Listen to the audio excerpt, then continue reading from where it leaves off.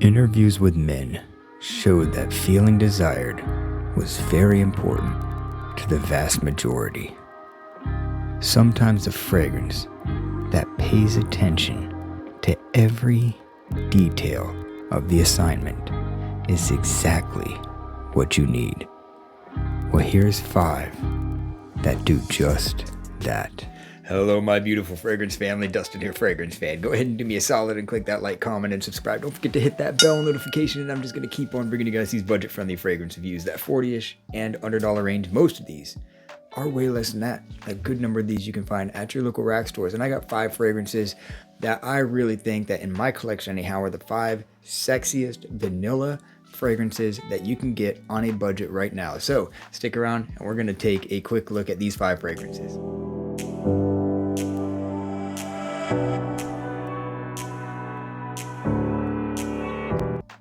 So up first, as you guys know how I like to do, I don't like to go in any kind of particular order, so I want to go over one that I really feel is definitely worth being on this list. It's a Banana Republic fragrance, and I'm talking about Tobacco and Tonka Bean, the creamy vanilla plum with dashes of coconut, flakes of tobacco, no real spices to note of, just a smooth, creamy, warm, intoxicating date night vanilla sweet plum type of a fragrance.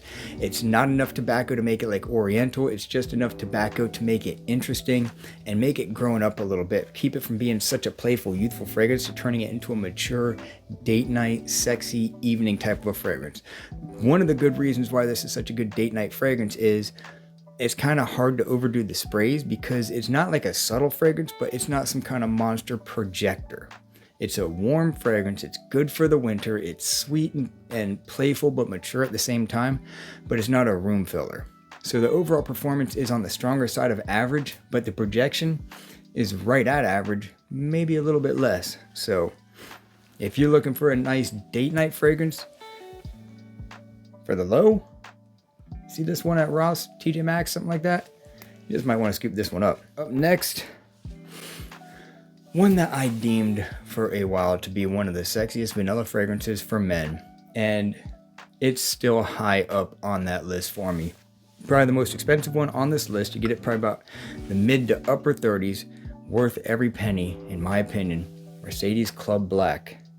This is a silky, smooth vanilla with some woods, spritz of bergamot right up at the top, and ambroxan to help the complement factor, I feel like.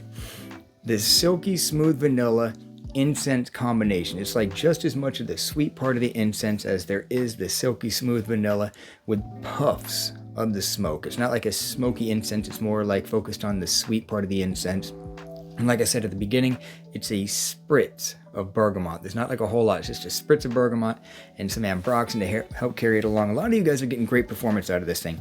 I'm getting average or so. It's an eau de toilette, but a lot of you guys are getting really good performance. So when I say the performance isn't all that beast mode on me, take it with a grain of salt because, like I said, some people it just acts different on, but I'm not complaining. I love the way it smells. It performs pretty satisfying to me. I'll just reapply it again throughout the day or whatever. For me, this is going to be an evening fragrance, so I only need to apply it one time to dinner or whatever it is that I'm doing, and this one's going to carry me through the night, and I'm going to smell delightful the entire evening. This is probably the best date night fragrance on here just because it's that sexy. This is a phenomenal vanilla fragrance for men.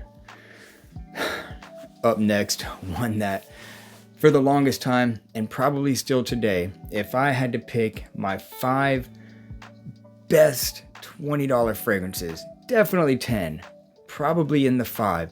If I think my 5 like number one $20 fragrances, and this makes the cut for the vanilla one, Creo Spice and Black Vanilla. I have to put this thing on here. Sparkling spices. The spices are very sparkly, with merging with creamy, rich vanilla and tobacco. There's like a cashmere thing going on in here. Smells like Spice Bomb Extreme, but a subtler version of that. Very similar to that fragrance. for $20. Sometimes you can get it less. Sometimes it's a little bit more, but it's around 20 bucks. I've seen this thing for like 16 sometimes. It's a steal at that. The performance, I guess it's not as good as what they said it used to be or something. I'm getting 5 or 6 hours easily with this thing. But there's something about the sparkliness with this thing. That sparkly spice with the vanilla. There's something about that is ultra captivating in my opinion. Had to make this list. The quality in my opinion is pretty good. It's a very linear fragrance. It doesn't change a whole lot on me. It stays pretty much the same from the opening to the dry down, and I love that because I know what to expect the whole time through this fragrance. So Primo Spice and Black Vanilla. I mean, look at that juice level. I love this fragrance. Up next, one that really surprised me with how much I would like this thing. At first, when I would see it in pictures and stuff, I was kind of like, it's like a weird bottle and stuff like that. And then the name kind of scares me a little bit, so I never got it. One of you guys, a subscriber, ended up sending me a sample pack of a couple different fragrances. And I smelled this one and I was like, holy smokes, this thing is fire. And quickly, I ended up ordering one. Don't let the name scare you. Lattafa's Eternal Oud is not an oud dominant fragrance. This one is a sweet plum vanilla fragrance.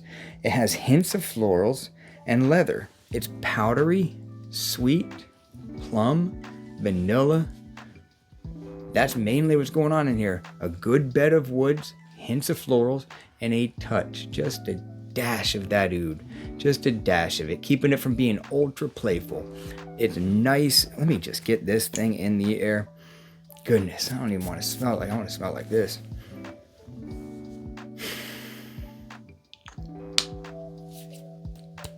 The performance is good too.